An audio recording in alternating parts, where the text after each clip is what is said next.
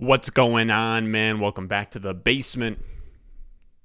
I'm Ron, and today we're going to get into my top 5 trade targets for week 6 of the fantasy football season. It is a pivotal time of the season.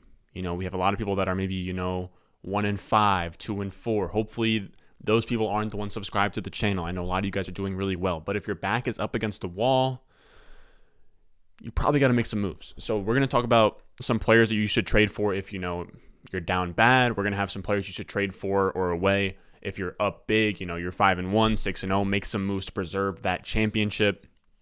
Now, before we get into that, make sure you go down below, subscribe, leave a like. We produce daily content just like this to help you guys win your fantasy football championships in 2021. Now, with all that being said, let's not waste any more time.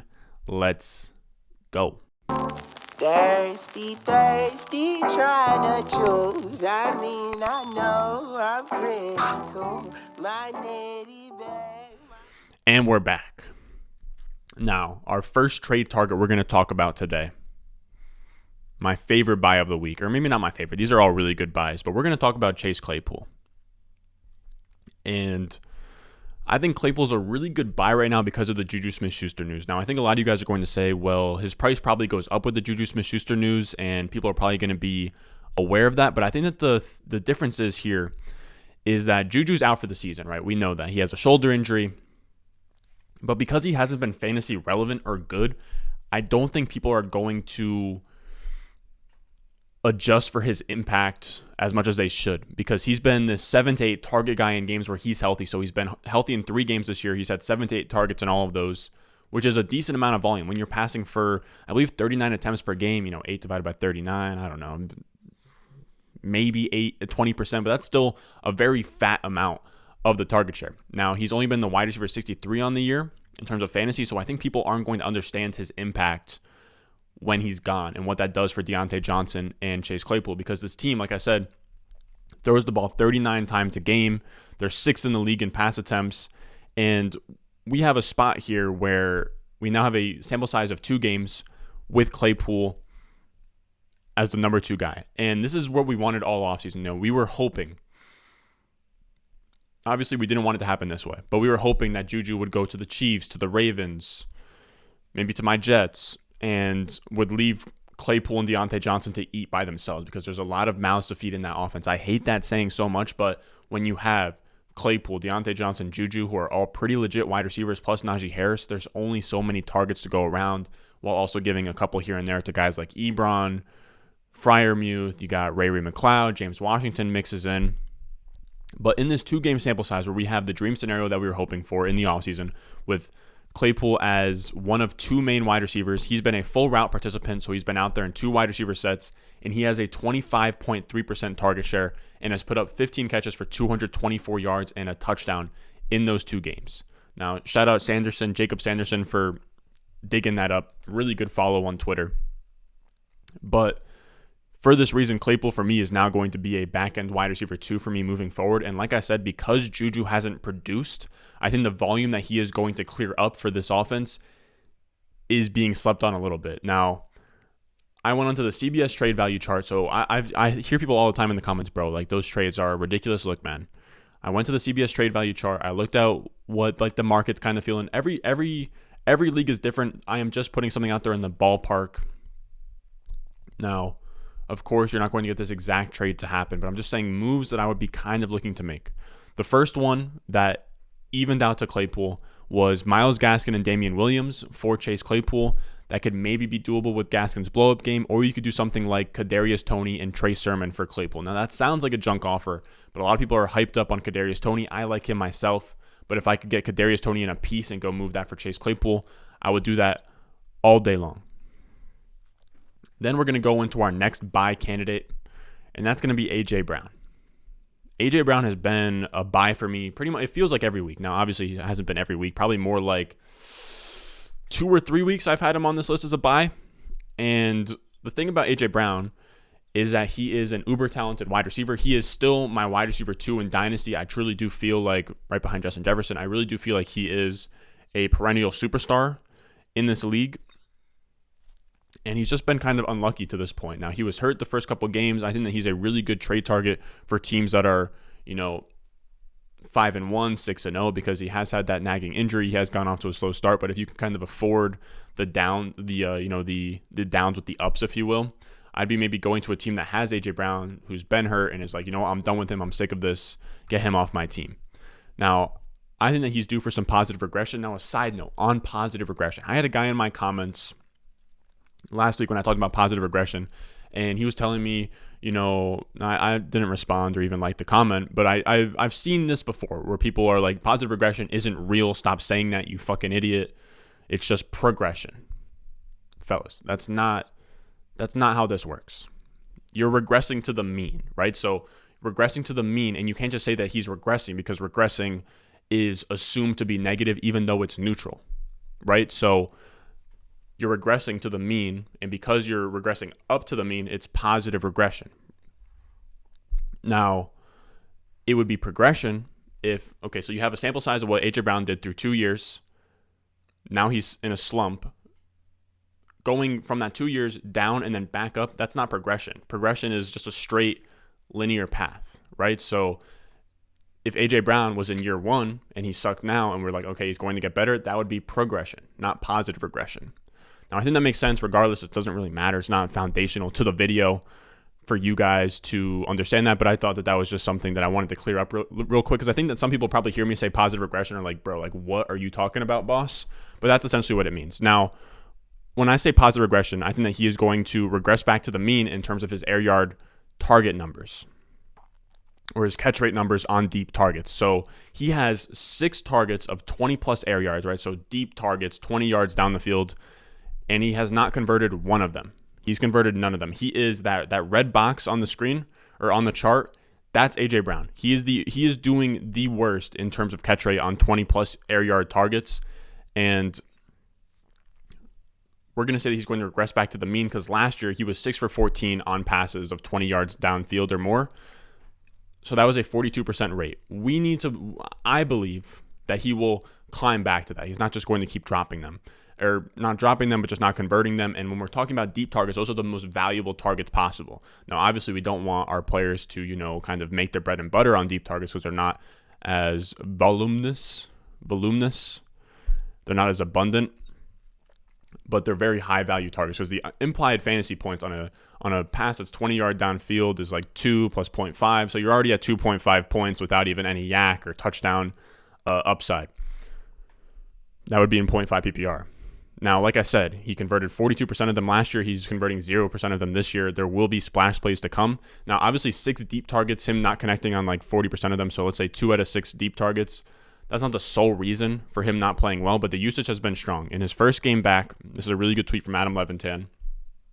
Now, that chart is from Hayden Winks over at Underdog. Shout out Underdog. Promo code RON when you deposit $10 or more for a $10 bonus. Now, Adam Levitan noted his usage, and it was pretty much fine this past week. He saw 24 of 27 snaps. He saw 6 targets and a 27% snap share. Only put up 3 for 38 and 0 touchdowns, but the big games will come. The big games will come. Again, we bet on the talent. Like with Jonathan Taylor last night, we know that he is an uber talented running back. Even if Frank Reich is going to mess around and not give him all of the touches, we know that the talent will rise to the top eventually. I will just keep betting on very good players, very talented players, and AJ Brown is that guy. Now, again, I went onto the CBS trade value chart to kind of check out what's going on there, and they were saying you could do something like Mike Williams. Now, we're going to get to Mike Williams later on as a sell, but you could do Mike Williams for AJ Brown and Javonte Williams. I would do that all day long. Or apparently, they were saying in PPR you can trade. Obviously, I don't know if this can happen in your league, but in PPR they were saying you can trade Cordarrelle Patterson or Kareem Hunt straight up for AJ Brown, one or the other. So that's pretty crazy value there. I would be doing all 3 of those trades if I could. Now, I don't think I would. I don't think I could, because I don't think that those trades would happen in my league, but for the vast majority, maybe those CBS trade value charts would work. Now, our third player on this list is going to be Javonte Williams. And Javonte Williams has been a guy that I've been harping on all season. Or I don't know that harping on is the right word, but somebody that I've been gassing up all season. I don't know, my hair kind of looks like a faux hawk right now, but that's fine. But I talked about in my early season trade target video, you can go back to that. And we were talking about players to look to buy or sell after the first 4 weeks of the season. We're now 5 weeks into the season. Javonte Williams is on that list. This is the perfect time to buy Javonte Williams, like we were talking about when I made that list. Javonte Williams is still splitting touches 50-50.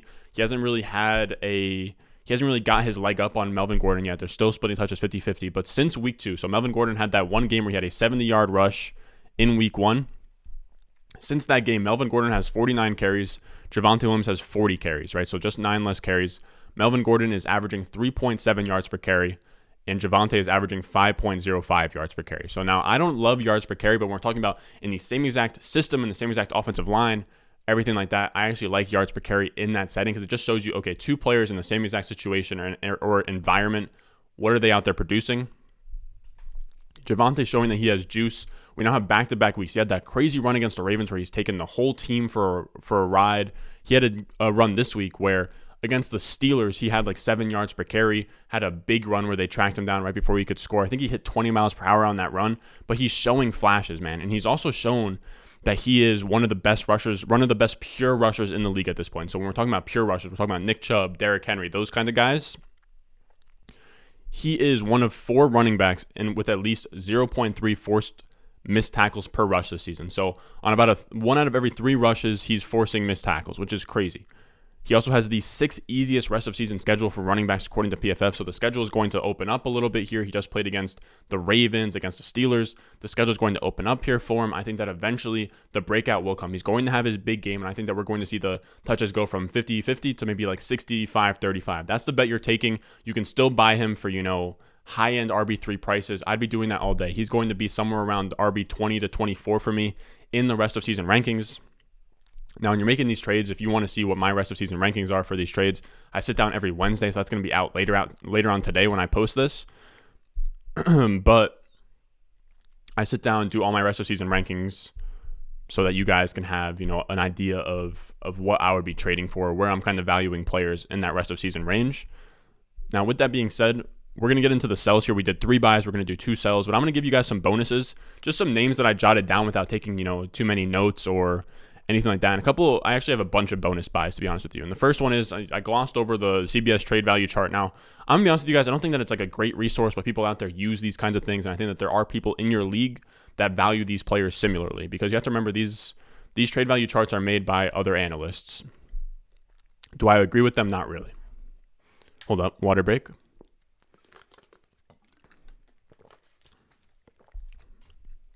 Now, the first one's DeAndre Swift.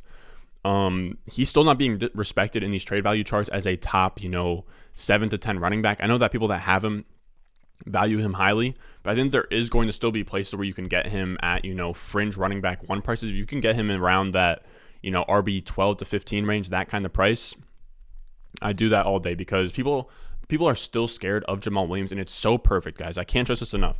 It is so perfect, the role that is there, because DeAndre Swift essentially uses Jamal Williams as his meat shield for non-valuable touches. Jamal Williams gets all of the between the 20s grinder work, which basically, and he gets all the inside work, right? So what DeAndre Swift gets is more valuable touches.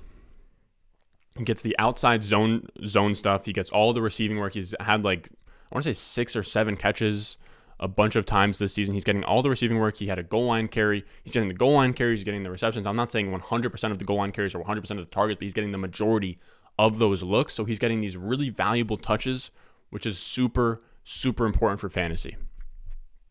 Then our next buy candidate is going to be Darrell Henderson. He's a bell cow if healthy. I know that Sony Michel just had 11 touches. Some people might be scared off by that.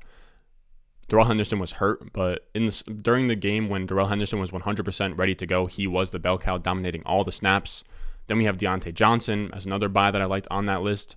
He's being valued as a back-end wide receiver too. In my opinion, with Juju gone, Diontae Johnson has seen a 30% snap share or target share even with Juju in the lineup. I think in PPR, he's essentially a fringe wide receiver 1 at this point. I would probably put him somewhere in the wide receiver 10 to wide receiver 15 range rest of season. So I think you could buy it. You can buy low on him just like you could buy low on Claypool. And then we'll talk about T. Higgins. He had a quieter week. I think he scored a touchdown. I think he's going to be fine long term. I still think that he probably out targets Jamar Chase rest of season, but it's going to be close. I still like him as a buy for anybody that's frustrated with T. Higgins. Now moving on to our sells. we're going to talk about Mike Williams. Now, I cannot stress this enough. I have Mike Williams on my teams. He looks amazing. Not taking anything away from him. If you want to hold him, that's completely fine. But he is now the wide receiver 2 on the season in PPR after going for 8 catches, 165 yards, and 2 touchdowns on the Browns. I'm obligated to tell you to shop him. He's in year 5 at this point. He's never finished inside the top 40 wide receivers in points per game and PPR points per game. He reminds me a lot of Devontae Parker in 2019 with Ryan Fitzpatrick on the back end, right? So he had a slow start. Fitzpatrick comes in. Devontae Parker was like a top 5 wide receiver from like weeks like 8 through 17. It reminds me a lot of that. And I'm not saying this will happen, but if it did happen where, he slows down in the back half of the season, it wouldn't shock me at all. Now, I'm not calling the top here. I'm not saying this will 100% happen. I have him in leagues. I probably won't be able to move him off of those rosters. But what I'm saying is that if you can cash out on Mike Williams for top 5 prices, I would. In my rest of season rankings, he's going to be in the wide receiver 12 to 15 range. So if you can swap him out for DeAndre Hopkins, Stephon Diggs, Justin Jefferson, I would. If you could also do, Mike Williams for DJ Moore, CeeDee Lamb, McLaurin, and then add a piece onto one of those, I would do a deal like that. And if you want to talk about running backs, guys that are falling down rest of season rankings a little bit here that I would do straight up for Mike Williams, Dalvin Cook and DeAndre Swift. Now, I'm not in your leagues. I don't know what Mike Williams can get you.